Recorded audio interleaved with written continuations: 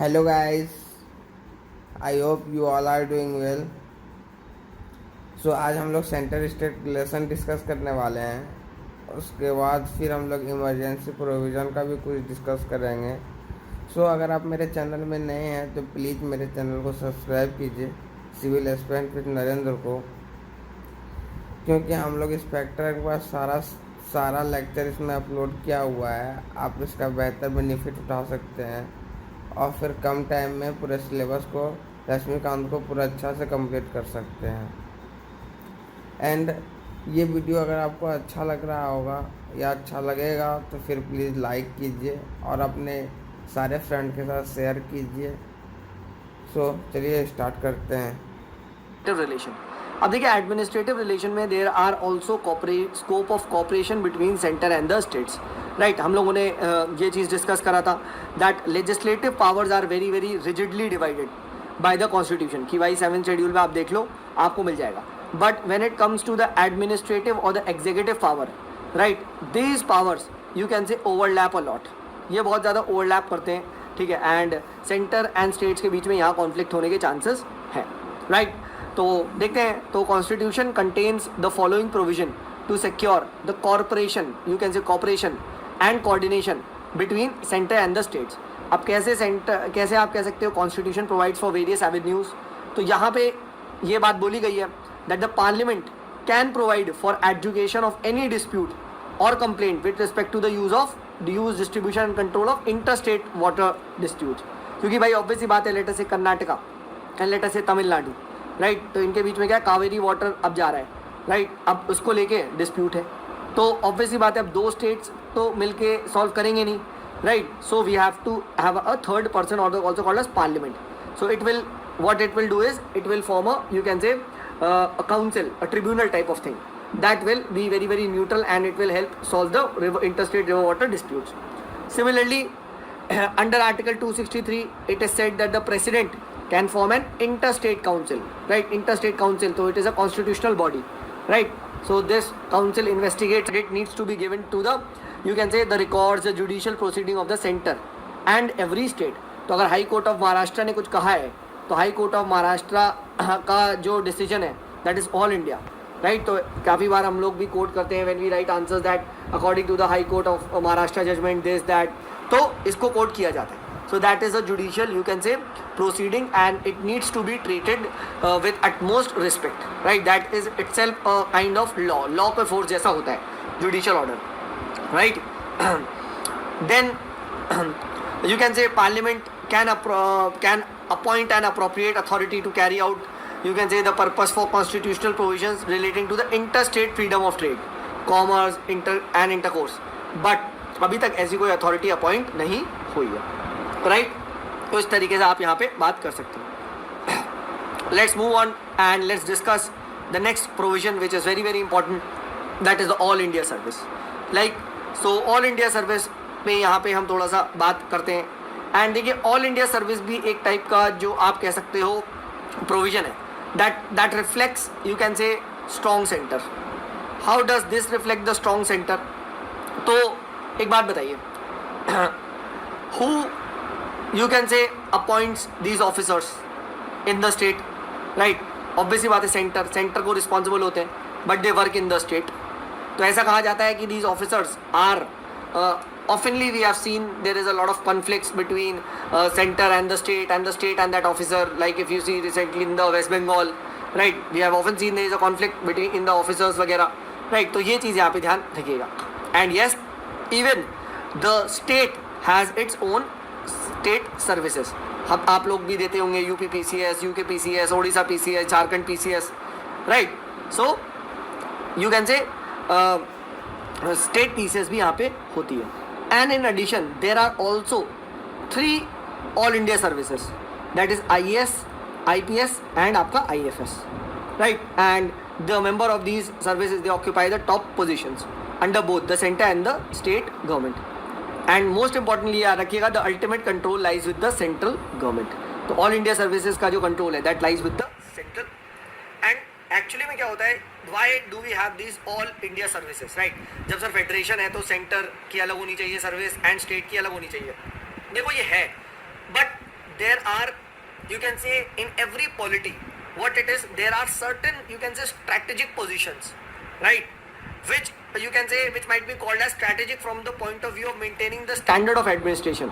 And that is why you can say in every country there are certain posts which needs, you can say, all India uniformity, and that is why we have, you can say, all India services.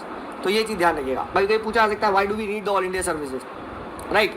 So in fact in every country, right, there are some certain key services which needs to be uniform throughout the world. ठीक है, तो ये याद रखिएगा. Yes, we have a center service, we have a state services, right, central, but we also have the all India services, right? तो ये यहाँ पे ध्यान रखना. ठीक है, तो अगर हम इसको पढ़ें तो the constitution provides that without depriving the state of their rights to form their own civil service, there shall be all India service, recruited on all India basis with common qualification, with uniform scale of pay, and members of which alone could be appointed to those strategic posts throughout the union. So that is why we have the all India service. ठीक है, ये रखना, to maintain the standards of you can say administration, right? तो ये यहाँ पे ध्यान रखिएगा. Similarly we have, you can say, the UPSC, the state PSC, the joint PSC, जिसको हम लोग जब constitutional bodies में डिस्कस करेंगे then we'll be covering them, right? Next let us discuss the judiciary. अब देखो जुडिशियल सिस्टम क्या है. Judicial system like a federation. क्या हमारे यहाँ ऐसा है कि स्टेट का जुडिशियल सिस्टम अलग है, सेंटर का अलग है? This is wrong, right? Though India has a dual polity, there is no dual system of administration of justice. The constitution on the other hand establish an integrated judicial system. याद रखना, यानी सबसे topic है supreme court, उसके अंदर कौन work करती है? हाई कोर्ट, उसके अंदर आपकी कौन करती है? आपका डिस्ट्रिक्ट कोर्ट्स या लोअर कोर्ट्स वगैरह. ठीक है, तो ये चीज़ आप ध्यान रखना.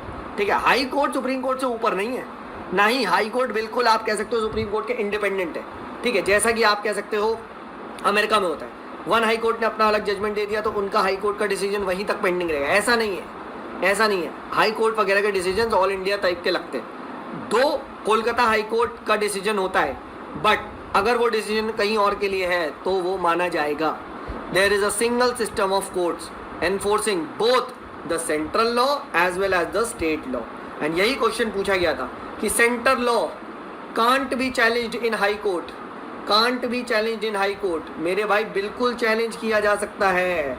यहाँ ऐसे मत देखो कि कोलकाता हाई कोर्ट है तो सिर्फ कोलकाता वाले ही जाएंगे, ऐसा कोई नहीं है, ये ध्यान रखना. बट ऑब्वियस सी बात है, अगर आप झारखंड के हो या बिहार के हो तो पहले वहाँ जाओ ना, कोलकाता वाले में क्यों जा रहे हो? वो तो बेवकूफ़ी है.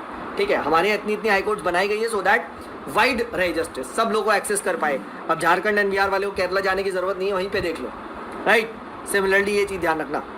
और in fact high court supreme court के जजेस को कौन अपॉइंट करता है? सब सेंटर से करता है, यानी the president of India in consultation with the chief justice of India and the governor of states appoint the जजेस of the state high court. ये यहाँ पे ध्यान रखना, स्टेट गवर्नमेंट नहीं करती है, ये ध्यान रखना. ठीक है, तो and they can be transferred as well as remove by the president only, right? And ये चीज़ हम लोग जब हाई कोर्ट वगैरह डिस्कस करेंगे तब हम यहाँ पे बात करेंगे. उसके बाद देखिए इमरजेंसी में हम ये डिस्कस करेंगे that during the operation of the national emergency under article number 352, right, centre becomes entitled to give executive directions to a state on any matter. याद रखना, ठीक है, एग्जीक्यूटिव पावर पूरी की पूरी किसके हाथ में आ जाती है? सेंटर के हाथ में. ठीक है, central government state government dismiss नहीं होती है, बट काम आपके एग्जीक्यूटिव ऑर्डर उसी पे ही करेंगे. Please remember this, right? It works on the directions of the center. Same cheese goes for when the president rule is imposed in the state. The president can assume to himself the function of the state government and powers vested in the governor or any other executive authority of the state. ठीक है, legislate कौन करेगा? Parliament. ये चीज़ हम देख सकते हैं. एग्जीक्यूट प्रेसिडेंट एंड उसके जो ऑफिस है या थ्रू गवर्नर वो जैसे भी करवाए. ठीक है, ये चीज़ ध्यान रखना. सेम चीज़ हम डिस्कस करेंगे जब फाइनेंशियल इमरजेंसी होगी तो सेंटर स्टेट्स को डायरेक्शन दे सकता है कि भाई आप थोड़े से फाइनेंशियल खर्चे कम करें. ठीक है, we have a problem, right? तो ये सब चीज़ें अलाउड है. सर अभी तक तो हमें ये दिख रहा है कि सिर्फ और सिर्फ सेंटर के ही मजे हैं. क्या क्या सर स्टेट्स के कोई मजे नहीं है? क्या स्टेट्स को इतनी अपनी पावर सरेंडर कर रहे हैं? क्या सर स्टेट्स को कुछ नहीं मिलेगा इतनी पावर बीच बीच में इमरजेंसी में सरेंडर करने पे? मिलेगा। आर्टिकल 355 डायरेक्ट रिस्पॉन्सिबिलिटी देता है स्टेट्स के प्रोटेक्शन की। किसको? सेंटर को। मतलब अगर कल को लेटर से वेस्ट बंगाल पर अटैक हो गया, ठीक है, या लेटर से पंजाब पे अटैक हो गया, पाकिस्तान ने अटैक कर दिया, ठीक है, तो पंजाब के चीफ मिनिस्टर क्या करेंगे? तुरंत क्या होगा? सेंट्रल गवर्नमेंट अपनी आर्मी और जो आपकी CAPF और आपके जितने भी सेंट्रल फोर्सेज है सब पंजाब जाके पंजाब को रेस्क्यू करेंगे। That is article 355 imposes 2 duties on centre. आप हर एक स्टेट को external aggression as well as internal disturbance से बचाओगे, right, and to ensure that government हर एक स्टेट में प्रोविजन ऑफ कॉन्स्टिट्यूशन से ही चलेगी। ये ध्यान रखना, ठीक है। अगर प्रोविजन ऑफ कॉन्स्टिट्यूशन से नहीं चलती है तो वहाँ क्या लग जाएगा? गवर्नमेंट को डिसमिस करके प्रेसिडेंट रूल लग जाएगा, ठीक है। ये आप ध्यान।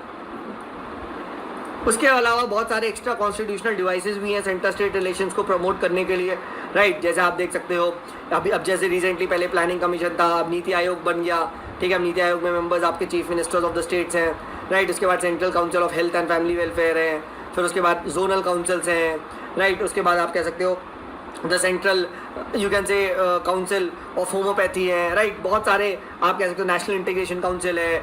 तो सब में जब ये क्या होता है, जब भी आपका सेंटर होता है, ठीक है, तो वहाँ पे स्टेट्स का भी रोल होता है। तो सेंटर स्टेट्स के पास एक प्लेटफॉर्म होता है to discuss and sort out what is wrong, right. तो ये यहाँ पे ध्यान रखिएगा। सिमिलरली द गवर्नर्स कॉन्फ्रेंस है, द चीफ मिनिस्टर्स कॉन्फ्रेंस है, द चीफ सेक्रेटरीज कॉन्फ्रेंस है। तो उसमें सेंटर के भी सेक्रेटरीज आते हैं, स्टेट के भी सेक्रेटरीज आते हैं। तो इस तरीके से हम लोगों ने legislative as well as administrative उर्फ एग्जीक्यूटिव रिलेशंस को डिस्कस कर लिया। Now let us talk about the financial relations, right. तो 268 से 293 in part 12 of the Indian Constitution deals with the center state finance relations, right? And besides these there are other provisions dealing with the same subject as well. अब देखो जो taxing की power है, please remember constitution divides the taxing power between the centre and the state. क्योंकि देखिए ultimately money है, सरकार चलानी है तो पैसा होना चाहिए, पैसे के बिना आप सरकार नहीं चला सकते, that is for sure, right. So क्या है division? The parliament has the exclusive power to levy taxes on what subjects which are mentioned in the union list, right. Similarly, the state legislature has the exclusive power to levy taxes on the subjects mentioned in the state list. ये यहाँ पे ध्यान रखना, ठीक है, please remember this. अच्छा, there are no tax entries in the concurrent list. That means the concurrent jurisdiction is not available with respect to tax legislation. Please remember this. But जो आपका गुड्स एंड सर्विस टैक्स आया था उर्फ 101 constitutional amendment आया था, उसने ये power आप कह सकते हो कंकरेंट जुरिस्डिक्शन लेके आया था। It has made a special provision with respect to the goods and service tax and this amendment has conferred you can say concurrent powers upon parliament and the state legislature to make laws governing the GST. तो ये यहाँ पे ध्यान रखो, ठीक है। अच्छा, residuary taxation की पावर किसके पास है? ऑब्वियस सी बात है भाई, जब रेजिड्यूरी जब सब्जेक्ट्स आपके सेंटर पे हैं तो पावर तो सेंटर पे ही रहेगी, right. It is vested in parliament, right. And residuary के अंदर parliament has imposed gift tax, wealth tax and expenditure tax, ठीक है। तो ये यहाँ पे ध्यान रखिएगा, ठीक है। गिफ्ट टैक्स ये पूछा आता है, वेल्थ टैक्स और एक्सपेंडिचर टैक्स ये रेजिड्यूरी टैक्सेशन के अंदर आपका आता है। This is vested in the parliament, right, ठीक है। I hope this concept is absolutely clear. एक और चीज ध्यान रखना, देखिए दो कॉन्सेप्ट आपको यहाँ समझने हैं। एक होता है लेवाई टैक्सिंग, एक होता है कलेक्ट टैक्सिंग। मतलब लिवाई टैक्स मतलब डिसाइड करना कितना टैक्स लगेगा। मतलब मैंने कहा भाई इस पे 5 रुपये का टैक्स लगेगा, ठीक है, तो ए पे has the power to levy the tax. But मैंने कह दिया भाई कलेक्ट कौन करेगा? 5 रुपये स्टेट लेटर से बी कलेक्ट करेगा, so B has the collecting powers. तो ये चीज़ ध्यान रखना, the power to levy tax and collect tax, right, ये चीज ध्यान रखना, and the power to appropriate the proceeds of the tax so levied and collected. अब बी ने कलेक्ट कर दिया, बट सी डिसाइड करेगा कि ये ए बी सी के बीच में कैसे बटेगा। समझो, ए ने डिसाइड किया कितना टैक्स लगेगा, तो that is called as levying the tax. B ने उसको कलेक्ट कर दिया, ठीक है, कितना का टैक्स आया। सी अब डिसाइड करेगा कि ये कैसे बटेगा, किस रेशो में, कि लेट अस से 2%, ठीक है, लेट अस से 20%, ठीक है, लेट अस से इसको 10%, तो बचा कितना 70% ऐसे, ये डिसाइड करेगा। So the constitution has what, the constitution also draws a distinction between what, the power to levy the taxes and collect a tax and the power to appropriate the proceeds of the tax so levied and collected। ये चीज ध्यान रखना। For example, income tax levied and collected कौन करता है? Centre decide करता है हर साल बजट में इतने % वाले को स्लैब में इतना मिलेगा, ठीक है, 5 लाख से कम वाले को इतना % छूट, ये आप हर बार सुनते हो। बट उसकी जो प्रोसीड्स होती है they are distributed between centre and the states. कौन डिसाइड करता है? वो फाइनेंस कमीशन का फॉर्मूला आता है, वो हम बाद में डिस्कस करेंगे, राइट। तो ये यहाँ पे ध्यान रखना। तो अगर आप ऐसे देखेंगे तो आपके टैक्सेस को बहुत टाइप से क्लासीफाई किया जाता है, जैसे tax levied by the centre but collected and appropriated by the states. Similarly tax levied and collected by the centre but assign to the states, ठीक है। तो इस टाइप से आप ये इसको आराम से पढ़ सकते हो, ठीक है। Similarly you can say levying and collection of the goods and the service tax in course of interstate, you can say trade और कॉमर्स, राइट। तो ये आप यहाँ पे देख सकते हो, ठीक है। Similarly you can say taxes which are levied and collected by the centre but distributed between the centre and the states, तो आर्टिकल 270 कहता है, राइट। तो ये आप यहाँ पे थोड़ा थोड़ा देख सकते हैं। सिमिलरली फिर आता है surcharges on certain taxes and the duties for the purpose of the centre, हाँ है ना, ठीक है। Tax levied and collected and retained by the states, जो टैक्स ही लिवाई, जो स्टेट्स ही लिवाई करेंगे, कलेक्ट करेंगे, खुद अपने पास रखेंगे, ठीक है। जैसे इसमें अगर आप एग्जांपल दो तो state duty in respect of agriculture land, ठीक है। टैक्सेस ऑन एग्रीकल्चर इनकम, तो अभी पूछ सकता है टैक्सेस ऑन एग्रीकल्चर इनकम किसके पास जाएगा? लिवाई भी स्टेट करेगा, कलेक्ट भी स्टेट करेगा एंड रिटेन भी स्टेट करेगा। तो इसको जस्ट आपने रीडिंग दे लेना, ये सभी पॉइंट्स की अगर आप रीडिंग दे लोगे कौन कौन से कैसे होते हैं तो ईजिली आप यहाँ पे कर जाओगे, ठीक है। इसमें कोई ज़्यादा टफ गेम नहीं है, ठीक है, कौन कौन से होते हैं, ठीक है। तो इसको जस्ट आप रीडिंग करना एंड ईजिली हो जाएगा।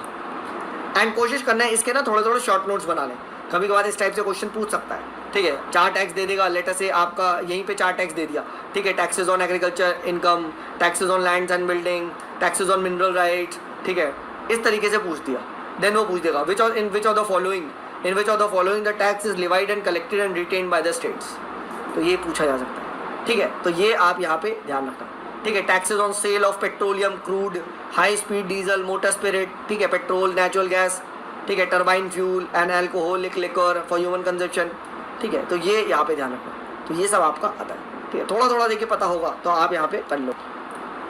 उसके बाद आती है मोस्ट इंपॉर्टेंट चीज़, grant in aid to the state, ठीक है। अब ग्रांट इन एड क्या होती है कि कभी कभी क्या होता है, बहुत सारे स्टेट ऐसे होते हैं जिनके पास यार उतनी कैपेबिलिटी नहीं है। अब यार कोई बड़ा स्टेट है तो बड़े स्टेट पे ज़्यादा रिसोर्स वगैरह होते हैं, लैंड ज़्यादा है, ठीक है, लोग ज़्यादा है, पॉपुलेशन वाले, तो यार उनको ज़्यादा टैक्स कलेक्ट करना आसान होता है। बट कभी कभी क्या होता है, एक छोटा स्टेट होता है वो उतने टैक्स नहीं कलेक्ट कर पा रहा, तो भाई फिर वो अपना राज कैसे करेगा? How will it work? ऐसे तो गवर्नमेंट ठप हो जाएगी, ठीक है। तो यहाँ पे कुछ ग्रांट्स का प्रोविजन है, जैसे आर्टिकल 275 आप कह सकते हो एम्पावर करता है पार्लियामेंट को to make grant to the states which are in need of financial assistance, याद रखना, but not to every state. जिन स्टेट्स में सपोज करो ऐसा नहीं आ पा रहा for whatever reason, so you can say different sums में be fixed for the different states, right. तो ये ध्यान रखिएगा, ठीक है। एंड ये आता है आपका 275, these are also known as statutory grants, right, ठीक है। तो ये आपका कौन डिसाइड करता है? पार्लियामेंट। पार्लियामेंट मतलब ग्रांट मेक करता है। उसके बाद होती है डिस्क्रिशनरी ग्रांट। डिस्क्रिशनरी ग्रांट जैसे कि नाम मिलेगा डिस्क्रिशन है, मतलब आर्टिकल 282 कहता है both centre and state to make any grant for any public purpose, चाहे वो इनके रिस्पेक्ट में आता है नहीं, बट वो चाहे तो पैसा दे सकते हैं, कोई यहाँ पे रोका नहीं जाएगा।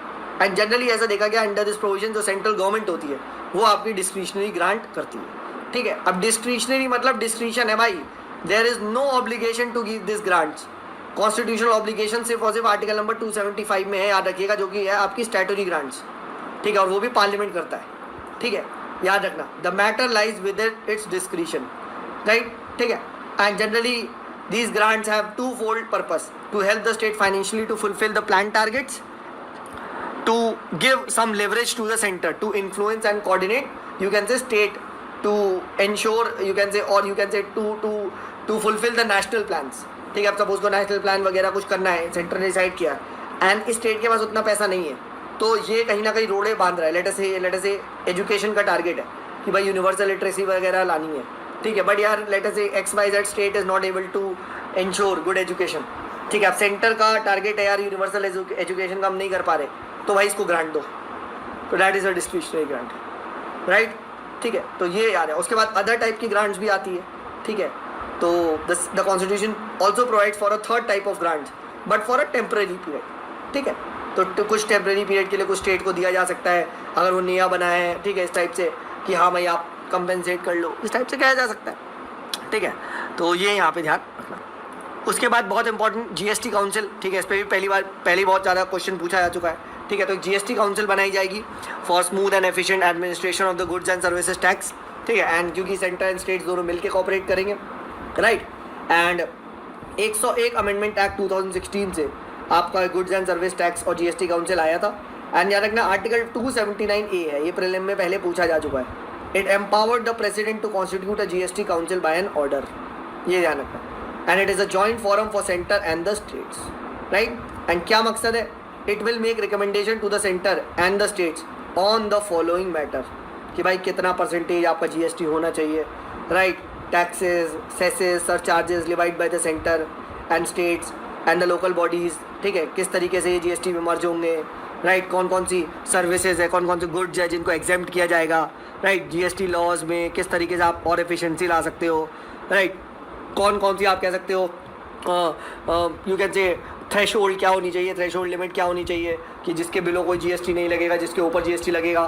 तो इस टाइप की चीज़ों के लिए आप कह सकते हो GST काउंसिल बनाई गई. Next, another very important body which is called as finance commission. Article 280 यानी कॉन्स्टिट्यूशनल बॉडी है जो कि कहता है कि एक फाइनेंस कमीशन बनाया जाएगा, ठीक है. And this would be constitution by president every 5th year. Purpose क्या होगा? पर्पस ये होगा कि भाई जो तुमने टैक्सेस को कलेक्ट करे हैं, ठीक है, सेंटर ने स्पेशली, वो स्टेट्स में कैसे बटेंगे. Distribution of the net proceeds of the taxes to be shared between centre and states, इसका एक वो फॉर्मूला जनरली देता है, ठीक है. What should be the principles through which grant in aid दी जाएगी? याद है आर्टिकल नंबर हमने देखा है 275, आर्टिकल 280, ये सब ग्रांट इन एड की बात करते हैं. किन प्रिंसिपल्स पे दोगे ये बताता है, याद रखना. किस तरीके से हम कह सकते हैं जो स्टेट का यू कैन से पंचायत का, सॉरी आप कह सकते हो, सॉरी स्टेट के consolidated fund of India, consolidated fund of state को बढ़ाया जाए ताकि पंचायत को नीचे वो अच्छे से रिसोर्स दे सके. तो इसके लिए मेजर्स किए जाएंगे, सजेशन दिए जाएंगे. And any other matter referred to it by the president in interest of sound finance, ठीक है. तो इस टाइप के लिए एक फाइनेंस कमीशन भी एक कॉन्स्टिट्यूशनल बॉडी बनाई गई है, याद रखना, ठीक है. एंड अभी 15 फाइनेंस कमीशन ने रिपोर्ट सौंप.